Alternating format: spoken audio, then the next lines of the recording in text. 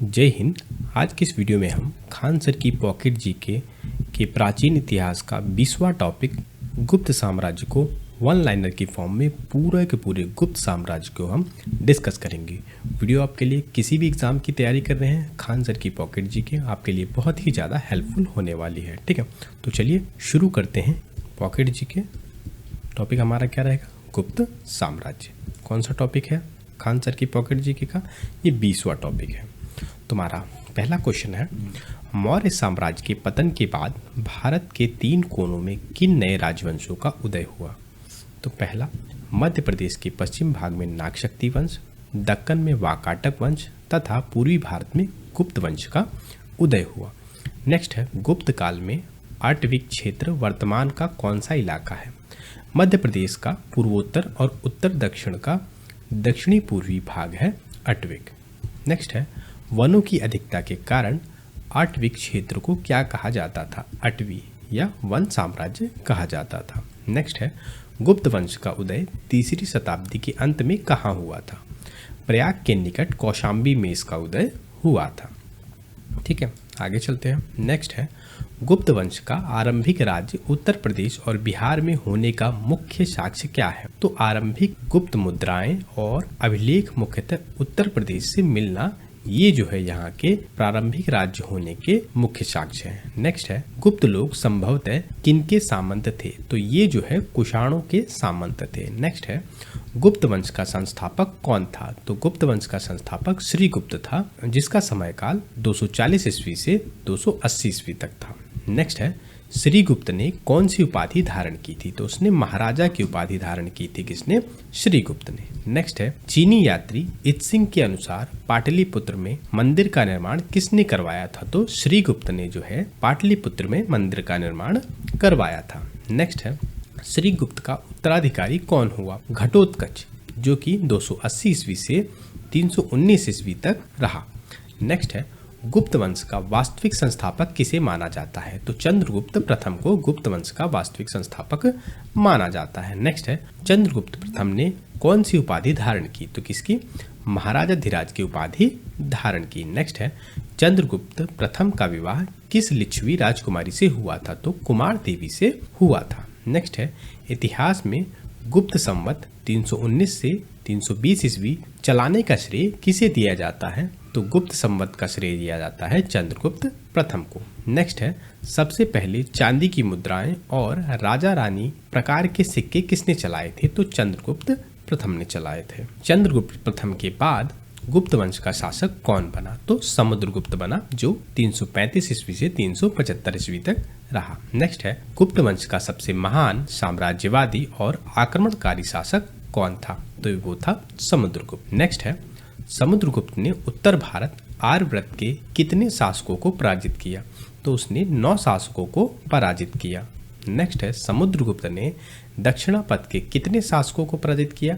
तो दक्षिणापथ के 12 शासकों को पराजित किया। नेक्स्ट है, किस इतिहासकार ने समुद्रगुप्त को भारत का नेपोलियन कहा? विंसेंट स्मिथ ने। किसने? विंसेंट स्मिथ ने जो है समुद्रगुप्त को भारत का नेपोलियन कहा। नेक्स्ट है, समुद्रगुप्त को उसकी साहित्यिक व संगीत रुचि के कारण क्या उपाधि दी गई? तो कविराज उपाधि दी गई थी। नेक्स्ट है, समुद्रगुप्त के संगीत प्रेमी होने का प्रमाण किन सिक्कों से मिलता है? तो वीणा बजाते हुए चित्र वाले सिक्कों से इसका प्रमाण मिलता है। नेक्स्ट है, समुद्रगुप्त किस भगवान का उपासक था? तो वो भगवान विष्णु का उपासक था। नेक्स्ट है, इलाहाबाद में स्थित प्रयाग प्रशस्ति की रचना किसने की थी? तो हरिशेन, जो कि दरबारी विद्वान था, उसके द्वारा की गई थी। नेक्स्ट है, हरिशेन द्वारा रचित प्रयाग प्रशस्ति की भाषा क्या थी? तो इसकी भाषा थी संस्कृत। नेक्स्ट है, समुद्रगुप्त ने किस महान बौद्ध भिक्षु को संरक्षण दिया था? तो किसको दिया था? ये वसुबंधु को संरक्षण दिया था। नेक्स्ट है, रामगुप्त के समय किस शासक ने आक्रमण किया था? तो रुद्र सिंह तृतीय ने आक्रमण किया था। नेक्स्ट है, ध्रुव देवी के वेश में रुद्र सिंह तृतीय के शिविर में जाकर उसकी हत्या किसने की थी? तो चंद्रगुप्त द्वितीय ने की थी। नेक्स्ट है, रामगुप्त की हत्या और ध्रुव देवी से विवाह कर राजगद्दी पर कौन बैठा था? तो चंद्रगुप्त द्वितीय बैठा था। नेक्स्ट है, रामगुप्त, ध्रुव देवी और चंद्रगुप्त द्वितीय की इस घटना की जानकारी किस पुस्तक से मिलती है? तो ये विशाख दत्त की पुस्तक देवीचंद्र गुप्तम से मिलती है। विशाख दत्त की देवीचंद्र गुप्तम से मिलती है। नेक्स्ट है, समुद्रगुप्त का उत्तराधिकारी चंद्रगुप्त द्वितीय किस वर्ष राजगद्दी पर बैठा? तो ये 380 में बैठा, जो 413 तक रहा। नेक्स्ट है शकों को पराजित करने के उपलक्ष्य में चंद्रगुप्त द्वितीय ने किस धातु के विशेष सिक्के जारी किए थे? तो चंद्रगुप्त ने चांदी के सिक्के जारी किए थे। नेक्स्ट है, शक विजय के बाद चंद्रगुप्त द्वितीय ने कौन सी प्रसिद्ध उपाधि धारण की थी? तो शक विजय के बाद विक्रमादित्य की उपाधि धारण की थी। नेक्स्ट है, चंद्रगुप्त द्वितीय ने अपनी पुत्री प्रभावती गुप्त का विवाह किस वाकाटक नरेश से किया था? तो रुद्रसेन से किया था। नेक्स्ट है, भारत का शेक्सपियर किसे कहा जाता है? तो कालिदास को भारत का शेक्सपियर कहा जाता है। नेक्स्ट है, मेघदूत, रघुवंश, कुमार संभव, विक्रमोर्वशीयम, मालविकाग्निमित्रम और अभिज्ञान शकुंतलम पुस्तकों की रचना किसने की थी? तो ये की थी कालिदास के द्वारा। कालिदास की किस पुस्तक में राजा दुष्यंत एवं शकुंतला की प्रेम विरह कथा का वर्णन है? तो किसमें? अभिज्ञान शकुंतलम में। नेक्स्ट है, अभिज्ञान शकुंतलम का कितनी विदेशी भाषाओं में अनुवाद किया जा चुका है? तो 40 विदेशी भाषाओं में अनुवाद किया जा चुका है। नेक्स्ट है, गुप्त काल में संकलित प्रसिद्ध पुस्तक पंचतंत्र के लेखक कौन है? तो पंडित विष्णु शर्मा है। ठीक है। नेक्स्ट है, गुप्त काल के महान ज्योतिषी एवं खगोल शास्त्री कौन थे? तो ये थे वराह मिहिर। नेक्स्ट है, गुप्त काल में सोने के सिक्के को क्या कहा जाता था? तो सोने के सिक्कों को दिनार कहा जाता था। नेक्स्ट है, दिल्ली के मेहरौली में स्थित लौह स्तंभ का निर्माण किसने कराया था? तो चंद्रगुप्त द्वितीय ने लौह स्तंभ का निर्माण कराया था। नेक्स्ट है, मेहरौली का लौह स्तंभ किस विज्ञान का सर्वश्रेष्ठ नमूना माना जाता है? तो गुप्तकालीन धातु विज्ञान का सर्वश्रेष्ठ नमूना माना जाता है। नेक्स्ट है, चंद्रगुप्त द्वितीय के अन्य नाम कौन कौन से थे? तो इसे देवगुप्त, देवराज और देवश्री के नाम से जाना जाता था। नेक्स्ट है, चंद्रगुप्त द्वितीय ने कौन कौन सी उपाधियां धारण की थी? तो इसने विक्रमांक और परम भागवत की उपाधि धारण की थी। नेक्स्ट है, चंद्रगुप्त द्वितीय के शासन काल में कौन सा चीनी यात्री भारत आया था? तो फाहयान भारत आया था। नेक्स्ट है, चीनी यात्री फाहयान भारत किस मार्ग से आया और किस मार्ग से लौटा? स्थल मार्ग से आया था और जल मार्ग से वो लौटा था। अनुश्रुतियों के अनुसार चंद्रगुप्त द्वितीय के दरबार में कितने विद्वान थे जिन्हें नवरत्न कहा जाता था? तो उनके दरबार में 9 विद्वान थे। नेक्स्ट है, चंद्रगुप्त द्वितीय के नवरत्न कौन कौन थे? तो वो थे कालिदास, अमर सिंह, घटकर पर, धन्वंतरी, वराह मिहिर, वररुचि, बेताल भट्ट, शंकु और छपड़क थे। ठीक है। नेक्स्ट है, चंद्रगुप्त द्वितीय का संधि विग्रही कौन था? तो वीरसेन शैव था। नेक्स्ट है, चंद्रगुप्त द्वितीय के समय में विद्या के 2 प्रमुख कौन कौन से थे? तो पाटलिपुत्र और उज्जैन जो है 2 प्रमुख विद्या के केंद्र थे। नेक्स्ट है, चंद्रगुप्त द्वितीय ने अपनी दूसरी राजधानी किसे बनाया था? तो उज्जैन को उसने अपनी दूसरी राजधानी बनाया था। नेक्स्ट है, चंद्रगुप्त द्वितीय के बाद गुप्त वंश की राजगद्दी पर कौन बैठा?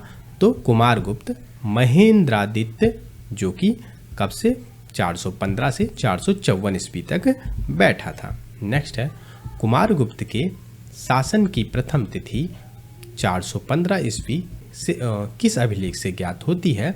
तो विल्सड के अभिलेख से ज्ञात होती है। नेक्स्ट है, किस गुप्त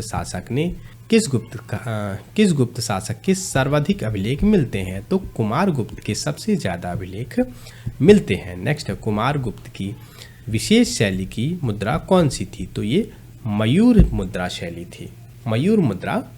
थी। नेक्स्ट है, कुमारगुप्त की 623 मुद्राएं कहाँ से मिली? तो ये बयाना मृदभांड से मिली। कहाँ से? बयाना मृदभांड से। नेक्स्ट है, कुमारगुप्त के सिक्कों से उनके किस यज्ञ को कराने का पता चलता है?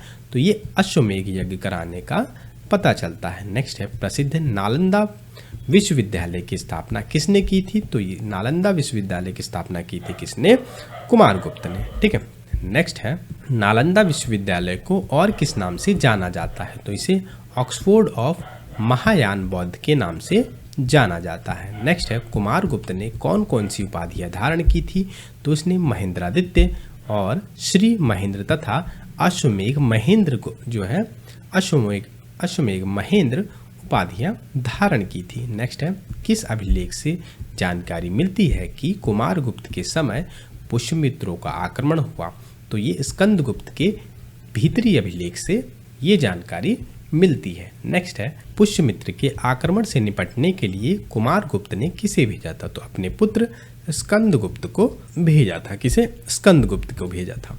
नेक्स्ट है, कुमारगुप्त की मृत्यु के बाद कौन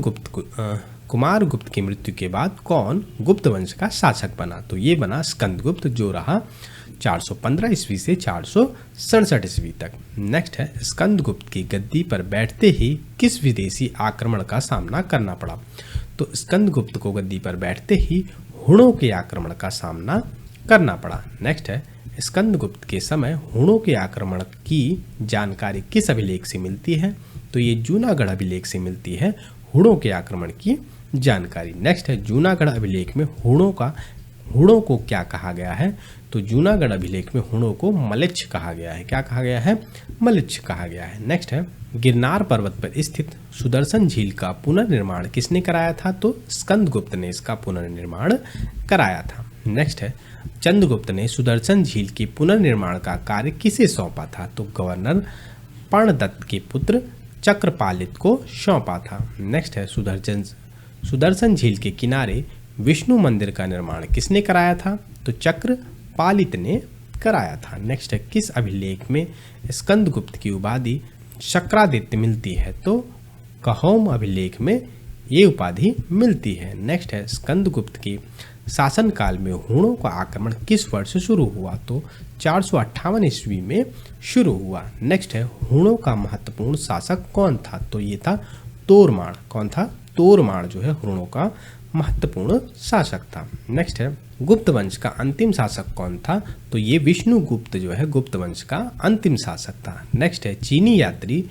शुंग यून किस शताब्दी वर्ष में भारत आया था? तो 6ठी शताब्दी 518 ईस्वी में भारत आया था शुंग यून चीनी यात्री। नेक्स्ट है, प्राचीन समय में कौन सा खेल बहुत लोकप्रिय था? तो वो था शतरंज। नेक्स्ट है, श्रीगुप्त को कौन कौन सी उपाधियां प्राप्त थी? तो श्रीगुप्त को महाराजा और आदित्य राज की उपाधियां प्राप्त है। नेक्स्ट है, घटोत्कच की उपाधि क्या थी? तो ये महाराजा की उपाधि थी घटोत्कच की। नेक्स्ट है, चंद्रगुप्त प्रथम की उपाधि क्या थी? तो महाराजा धीराज थी। नेक्स्ट है, समुद्रगुप्त की कौन कौन सी उपाधियां थी? तो पराक्रमांक और कविराज थी समुद्रगुप्त की उपाधियां। चंद्रगुप्त द्वितीय की कौन कौन सी उपाधियां थी? तो विक्रमादित्य और विक्रमांक थी। नेक्स्ट है, कुमारगुप्त को कौन कौन सी उपाधियां प्राप्त थी? तो महेंद्रादित्य और शक्रादित्य। और स्कंदगुप्त की प्रमुख उपाधि क्या थी? तो वो थी क्रमादित्य। नेक्स्ट है, गुप्त शासन में देश का तात्पर्य क्या था या देश का क्या तात्पर्य था? तो देश का तात्पर्य था राष्ट्र से। नेक्स्ट है, गुप्त साम्राज्य में भुक्ति का अर्थ क्या था? तो भुक्ति का अर्थ था राज्य। नेक्स्ट है, गुप्तकालीन प्रशासनिक व्यवस्था में विषय किसे कहा जाता था? तो संभाग को क्या कहा जाता था? विषय कहा जाता था। नेक्स्ट है, गुप्त काल में विधि किस प्रशासनिक इकाई को कहते थे? तो जिला को क्या कहा जाता था? विधि कहा जाता था। नेक्स्ट है, गुप्त काल में पेट का अर्थ क्या था? तो पेट का अर्थ था तहसील। नेक्स्ट है, गुप्त प्रशासन में सबसे छोटी इकाई क्या थी? वो थी ग्राम। नेक्स्ट है, गुप्त काल में पदाधिकारियों के सर्वश्रेष्ठ वर्ग को क्या कहा जाता था? तो कुमार मात्या कहा जाता था। नेक्स्ट है, किस गुप्त शासक के दामोदरपुर ताम्रपत्र में भूमि बिक्री संबंधी अधिकारियों के क्रियाकलापों का वर्णन है? तो ये है कुमार गुप्त की। नेक्स्ट है, गुप्त काल में किस प्रकार के करों की संख्या बढ़ी और किन करों की संख्या घटी? भूमि संबंधी करों की संख्या बढ़ी लेकिन वाणिज्य करों की संख्या घटी थी। नेक्स्ट है, गुप्त काल में भू राजस्व लैंड रेवेन्यू कितना लिया जाता था? तो 1/4 से 1/6 भाग तक लिया जाता था। गुप्त काल में करों की अदायगी किन दो रूपों में की जाती थी? हिरण्य नगद और मेय अन्न के रूप में की जाती थी। नेक्स्ट है, गुप्त काल में भूमि उपज का लगभग 1/6 भाग के रूप में लिया जाने वाला कर क्या कहलाता था? तो इसे भाग कहा जाता था। नेक्स्ट है, गुप्त काल में उदंग किस प्रकार का कर था? तो एक प्रकार का भूमि कर था। क्या? उदंग। ठीक है। नेक्स्ट है, राजा को प्रतिदिन दी जाने वाली फल फूल आदि की भेंट क्या कहलाती थी? तो उसे भोग कहा जाता था। क्या कहा जाता था? भोग कहा जाता था। नेक्स्ट है, गुप्त काल में ऊपरी कर किस प्रकार का कर था? ये एक प्रकार का भूमि कर था। नेक्स्ट है, विदेशी वस्तुओं के आयात पर लगने वाला कर को क्या कहा जाता था? तो भूतावात प्रत्यय कहा जाता था। क्या कहा जाता था? भूतावात प्रत्यय कहा जाता था। नेक्स्ट है, सीमा और बिक्री की वस्तुओं आदि पर लगने वाला कर क्या कहलाता था? शुल्क कहलाता था। नेक्स्ट है, हल रखने वाले प्रत्येक कृषक द्वारा दिया जाने वाले कर को क्या कहा जाता था? तो हलिव कर या हल कर या हल दंड कहा जाता था। नेक्स्ट है, किस अभिलेख से रेशम बुनकरों की श्रेणी द्वारा विशाल सूर्य मंदिर के निर्माण का उल्लेख मिलता है? तो मंदसौर के अभिलेख से मिलता है। नेक्स्ट है, गुप्त काल में सभी व्यापारिक मार्ग कहाँ आकर मिलते हैं? तो ये उज्जैन में आकर मिलते हैं। नेक्स्ट है, गुप्त काल में सबसे महत्वपूर्ण उद्योग कौन सा था? तो ये था वस्त्र उद्योग। नेक्स्ट है, गुप्त काल में आय व्यय और लेखन कार्य करने वाले को क्या कहा जाता था? तो उसे कायस्थ कहा जाता था। नेक्स्ट है, कायस्थों का सर्वप्रथम उल्लेख किसने किया? तो यज्ञवल्क ने किया था। नेक्स्ट है, गुप्त शासकों द्वारा जारी की गई सर्वाधिक मुद्राओं को क्या कहा जाता था? तो उसे दिनार कहा जाता था। नेक्स्ट है, गुप्त काल में स्थानीय लेन देन किस धातु के सिक्के का प्रयोग किया जाता था? तो चांदी के सिक्कों का प्रयोग किया जाता था। नेक्स्ट है, चांदी के सिक्के कब से आरंभ हुए थे? तो चांदी के सिक्के कब से आरंभ हुए थे? चंद्रगुप्त द्वितीय की शकों के विरुद्ध विजय के बाद चांदी के सिक्के आरंभ हुए थे। तो ठीक है, तो ये था गुप्त साम्राज्य का पहला पार्ट। ये वीडियो बहुत ही ज़्यादा लंबी हो जाएगी, इसलिए मैं इसको 2 पार्ट में लेके आऊँगा, क्योंकि गुप्त साम्राज्य टॉपिक बहुत बड़ा है। तो खान सर की पॉकेट जी के सामान्य ज्ञान के गुप्त साम्राज्य का ये कौन सा था? पहला पार्ट था। सेकंड पार्ट अगला आएगा। तो इसके लिए जो है चैनल को सब्सक्राइब जरूर कर लीजिएगा, और अगर वीडियो थोड़ी सी भी हेल्पफुल लगी है तो वीडियो को लाइक और अपने दोस्तों के साथ शेयर जरूर कीजिएगा। मिलते हैं इसके नेक्स्ट पार्ट में, क्योंकि वीडियो बहुत ज़्यादा लंबी हो जाएगी और बहुत ज़्यादा बोरिंग हो जाती है। ठीक है, तो तब तक के लिए जय हिंद, जय भारत।